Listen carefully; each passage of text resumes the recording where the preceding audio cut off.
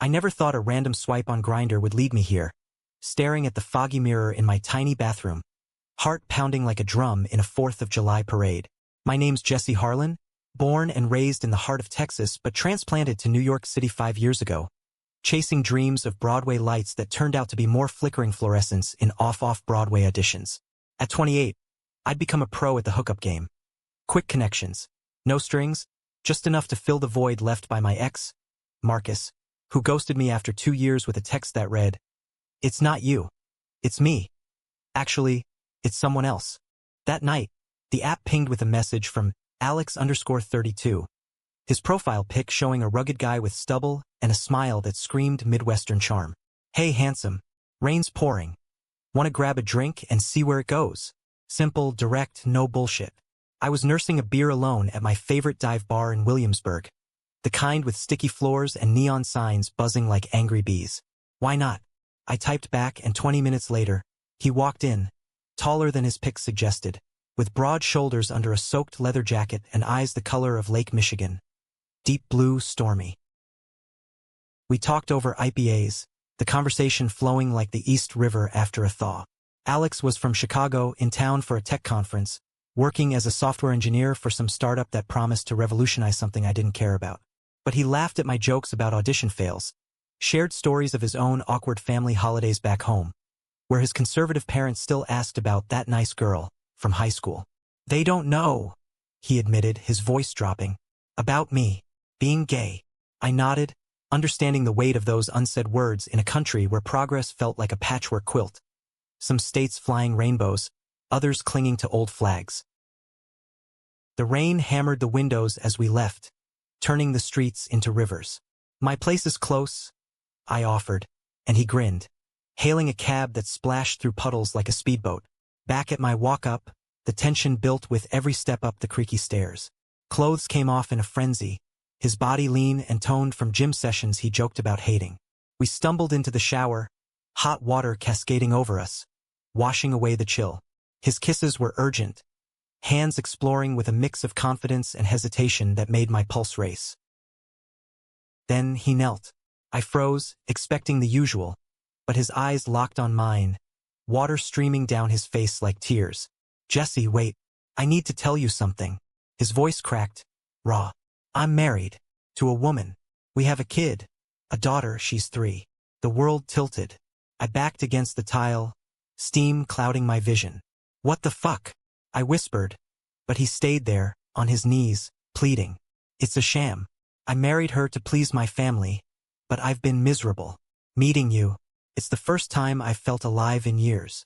I should have kicked him out right then, but something in his eyes, desperation mixed with genuine pain, held me back. We dried off, sat on my couch wrapped in towels, and he spilled it all. High school sweetheart, pressure from his evangelical parents, a wedding in a Chicago church where he felt like a fraud. "I love my daughter, Jesse, more than anything. But this life, it's killing me." I listened, my own scars aching.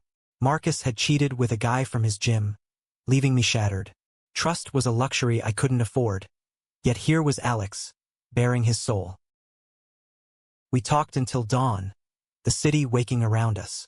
He left with a promise to text, and I collapsed into bed, mind reeling. Was this a red flag or a lifeline? Days blurred into texts, flirty at first, then deeper. He shared pics of his daughter, Emma, her curly hair and gap-toothed smile melting my defenses. "She's the best part of me," he wrote.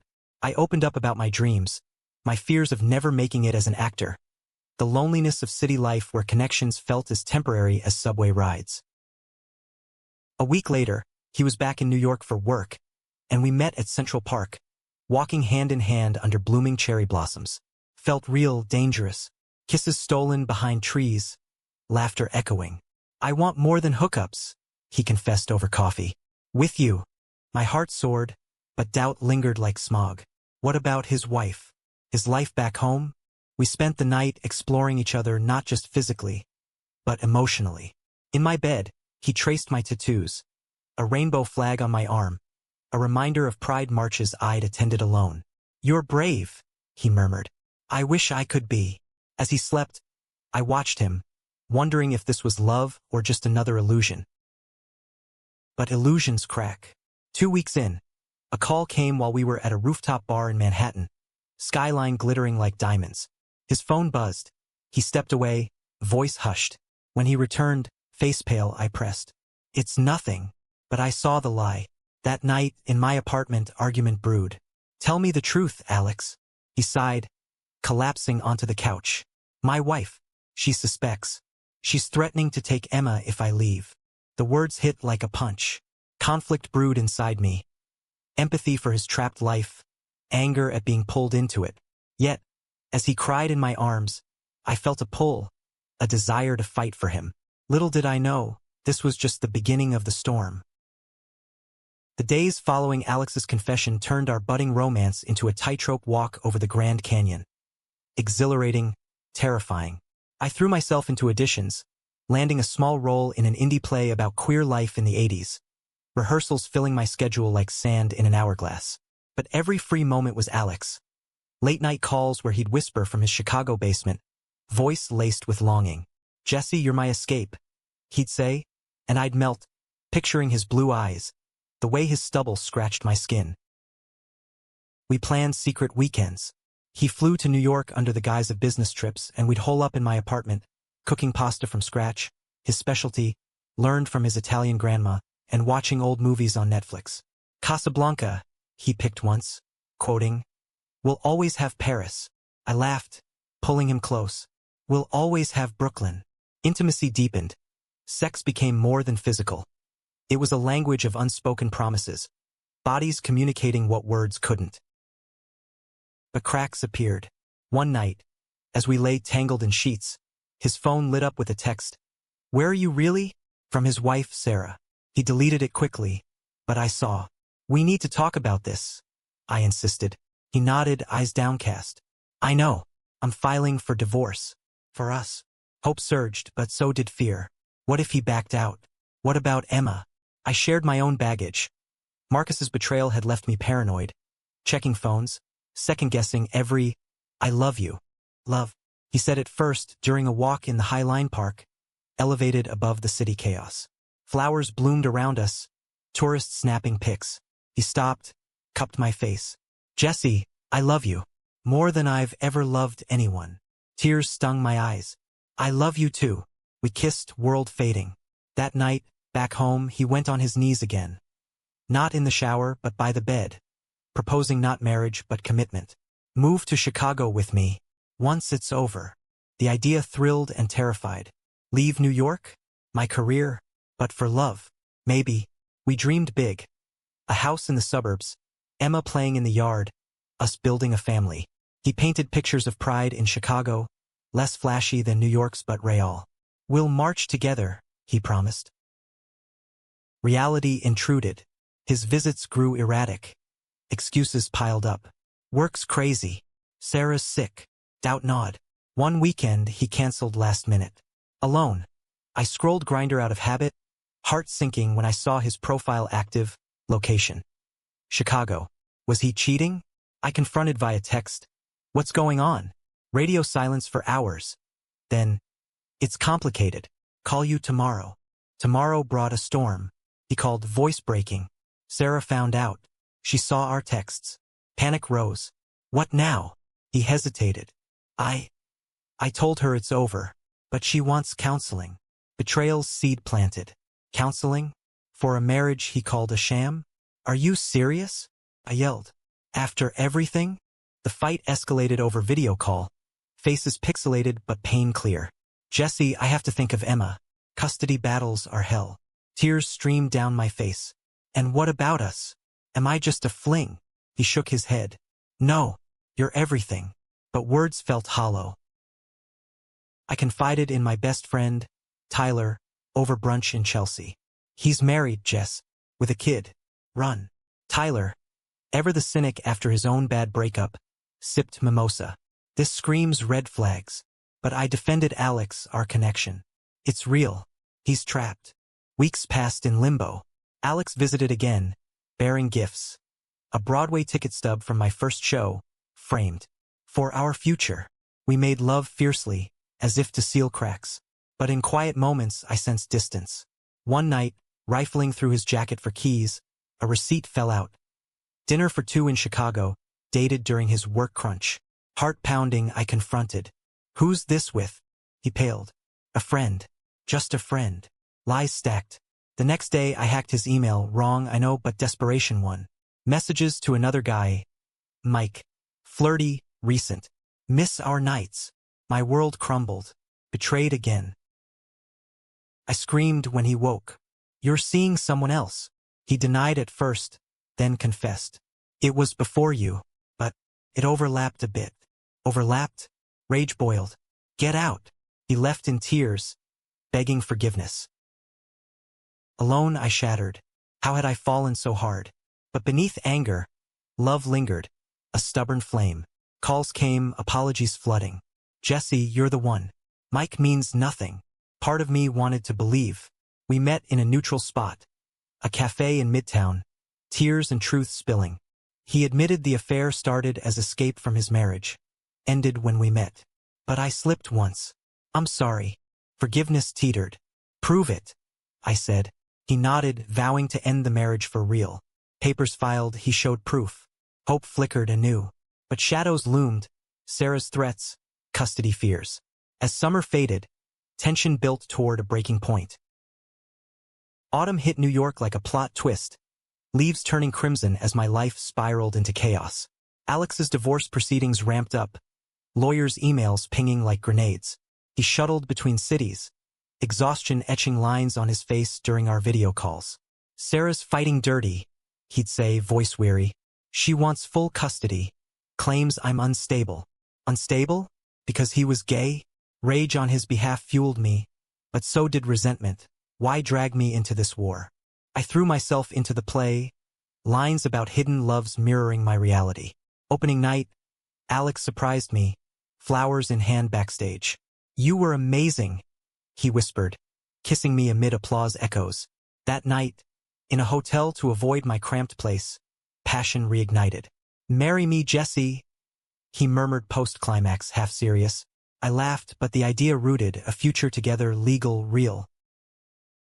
Yet, betrayal's ghost haunted. Couldn't shake Mike. Snooping became habit. One night, on his phone while he showered, I found deleted texts. Can't stop thinking about you. From Mike. Dated yesterday. Heart-shattering. I confronted. Phone thrust forward. Explain this. He emerged dripping, face ashen. It's not what you think. But it was. He admitted slipping again. Stress from divorce pushing him back. One night. Meaningless. Meaningless? I exploded. To you. But to me, it's everything. Tears mixed with shouts. Neighbors banging walls. You're just like Marcus promises. Then knives in the back. He fell to his knees, echoing that first shower, begging. Jesse, please. I love you. This is my mess up. But we can fix it. Fix it? Trust evaporated like steam. I kicked him out, sobbing alone till dawn. The next weeks were hell. He bombarded with calls, voicemails of apologies, even flew in unannounced. I ended it with Mike. For good. But damage done. I blocked him, seeking solace in friends, therapy. Tyler dragged me to a gay bar in Hell's Kitchen, where shots dulled pain. Move on, Jess. But memories flooded. His laugh, Emma's pics, our dreams. Then the high drama peaked. Sarah called me, how she got my number, God knows. Stay away from my husband. She hissed, voice venomous. You're destroying my family. Shocked, I hung up, but she texted photos. Alex with Mike, intimate. He's lying to you too. Betrayal squared. Alex wasn't just cheating on her, with me and Mike, but playing us all. Confrontation came in Chicago. I flew there, rage-fueled, showing up at his office. Explain. In a conference room, he broke. Mike's a colleague. Started innocently, but, yes, I fucked up. Repeatedly. Why? Fear. Of losing everything. Emma. You, my life. Tears flowed. But I choose you. Choice? I laughed bitterly. Too late. Stormed out, but he followed to the airport, dramatic scene amid travelers. Jesse, don't go. We can therapy, rebuild. Part of me wavered. Love's grip tight. But self-respect won. Goodbye, Alex. Back in New York, depression hit. Auditions flopped. I quit the play. Isolation deepened. City lights mocking my loneliness. Then a twist. Emma. Alex sent a video. Her tiny voice. Hi, Jesse. Daddy says you're nice. Innocence pierced my armor. Was I punishing a child for her father's sins? Conflict raged internally. Forgive? Forget? Therapy sessions unpacked layers. My abandonment issues from Marcus. Alex's internalized homophobia from his upbringing. Love isn't perfect, my therapist said. But boundaries are key. Alex persisted, sending letters old school, poignant. I'm out to my parents. Lost my job over the scandal. But I'm free. For you. Free? We're desperate. High noon came at a custody hearing. He invited me. In a sterile Chicago courtroom, Sarah glared daggers. Alex testified honestly. I'm gay. I love Jesse. But I love Emma more. I'll co-parent fairly. Judge ruled joint custody. Post-hearing, Alex approached. Thank you for being here. I hadn't spoken, but my presence said volumes.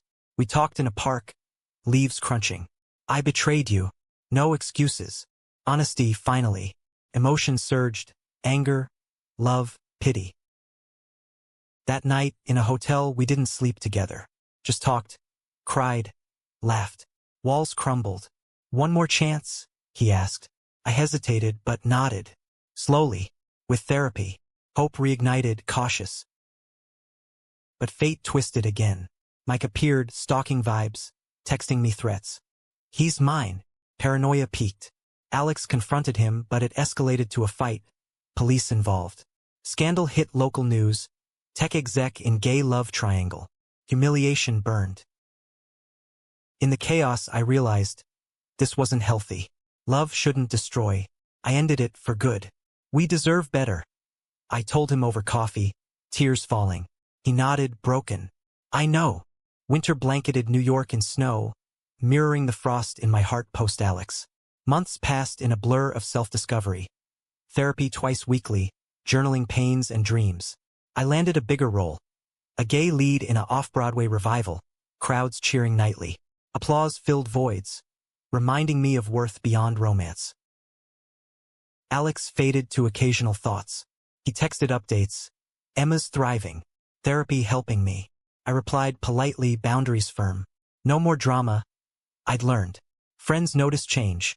Tyler quipped, you're glowing, Jess. Post-breakup superpower. Spring thawed everything. At Pride, rainbow flags waving in Washington Square Park. I marched solo but empowered. Chants of love is love, echoed. Healing scars. That's when I met Ryan, volunteering at a booth, kind eyes, no baggage. Coffee turned to dates, slow burn romance without storms. No secrets, he promised and meant it. But Alex lingered in dreams. One day, an email. Jesse, I'm happy for you. Read about your show, proud. Attached, Emma's drawing, stick figures labeled, Daddy and Jesse. Heart tugged. Was closure needed? I flew to Chicago, neutral ground. We met at a lakeside cafe, wind whipping waves. He looked different. Calmer, out and proud. Rainbow pin on lapel. I'm dating someone, he shared. Healthy this time. Relief washed. Me too. We talked hours, unpacking betrayals. I hurt you because I was hurting, he admitted. No excuse, but truth. I forgave not for him, but me. We changed each other, I said. For better. He nodded, tears shining. You showed me bravery. Emma joined, bounding in with curls bouncing. Jesse! She hugged, innocent joy melting remnants of pain. We played in the park, laughter genuine. Alex watched, grateful. Thank you for this. Back in New York, perspective shifted. Love wasn't fairy tales, it was messy, human. Alex's knee drop in the shower hadn't just changed everything. It reshaped me. Stronger, wiser, open to real connection. Ryan and I grew closer, building something solid. At my show's closing night, he proposed backstage. Simple ring, no drama. Yes, I whispered, heart full. Years later, at Pride in Chicago, invited by Alex, we reunited as friends. Emma, now 10, waved a flag. Families come in all shapes, she said wisely. Alex beamed with his partner. I held Ryan's hand. Life's plot twisted, but ended humanely. Not happily ever after, but authentically. Betrayals taught forgiveness, love, resilience. In America's vast landscape, from Brooklyn showers to lakeside reconciliations, we found our truths. And that, I realized, was everything.